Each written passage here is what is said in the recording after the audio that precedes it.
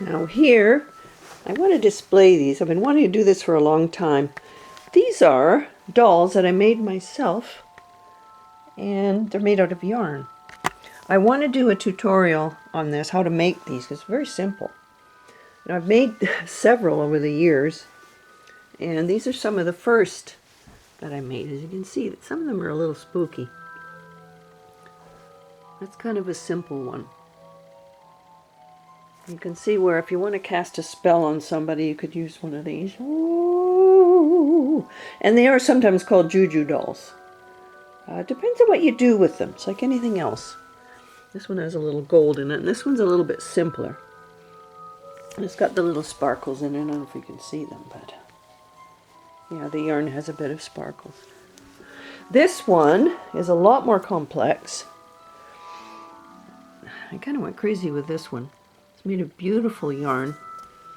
This is a long skirt, and it's got some gold in it. It's got even a few beads in it, you can see. And it's got almost a tiny little bit of a costume, but the best part of it is the hair. Look at that. Woo!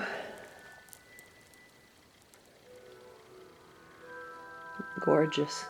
So, you know, after you make the basic doll, you can just start to add things like beads and everything. This one is a little bit of a variation. It's got the hair. It's got the basic shape. But what you do is you braid the body and you make a mermaid. Beautiful mermaid. You take normal yarn, but you pull the strands apart to get them to do this in all different colors. And here's a simpler one, but I really like this one. I really like this one. It's got very different hair. Most yarn dolls don't have a face, and that freaks some people out. Some of them have eyes. But you know, the typical yarn doll doesn't have a face. Woo! I love this one. She's got beautiful contrasting colors. Now this one is really weird. I have to confess, this is a JUJU doll. I made this because I had to get my MOJO working, and I did. And might I say, this little doll is pretty powerful, because stuff began to happen after I did my little ritual. I love the hair on this one too, but this is, yeah. Never underestimate the power of a little tiny yarn doll. Now this is the one I just made. I'm going to bring her over here because the light isn't good enough. Now I call this one my fairy godmother. You can maybe see why. I really put quite a lot into this one. She has a scepter, or should I say a magic wand. Some nice details. And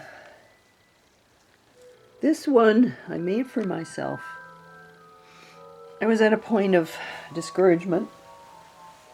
My views had gone through the floor. I don't like to get caught up in negativity, but you know who Tube was doing. I can't even say it. You know who Tube was accusing me of not love speech. I don't ever do not love speech. I just don't. I never have, and I never will. But they did accuse me and threaten to shut me down. And I'm not guilty. I've never done it. So what I'm really trying to focus on now are the things I love. And I do love these dolls. Now they're fairly easy to make, the basic doll. Like these were not that hard to make. Ooh, look at this. Ooh. You could make this one in probably half an hour or less. But then you can kind of go crazy with the details and make it as detailed as you like. But I kind of like the real simple ones too. It's got a little gold in it. A great way to use up yarn. My knitting days are, well, maybe not over, but I'm not doing a lot of knitting now. I used to do so much. I made 50 different blankets. I made stuffed animals for the grandkids, probably a few dozen of them, with knitted pieces, and then you sew them together. But this is a craft A little bit simpler. And if you want to just make a quick one, it won't take you long at all. And if you really want something effective, you can get your MOJO working. And then it will be that other kind of doll, like this one here.